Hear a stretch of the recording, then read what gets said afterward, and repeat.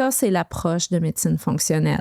C'est une approche où on considère la personne dans ses besoins, dans son environnement, sa génétique, qu'est-ce qui peut influencer ses gènes, donc l'épigénétique, qui est très, très en lien avec nos habitudes de vie. Alors, on ne le dit pas assez souvent. Alors, on ne peut plus ignorer ces connaissances-là. Puis, en anglais, on parle même de precision medicine, où on va analyser même la génétique.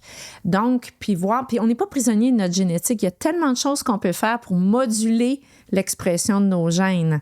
Hein? Alors, c'est d'aller au-delà et ne pas rester prisonnier de connaissances ou je te dirais, plus de notions limitatrices.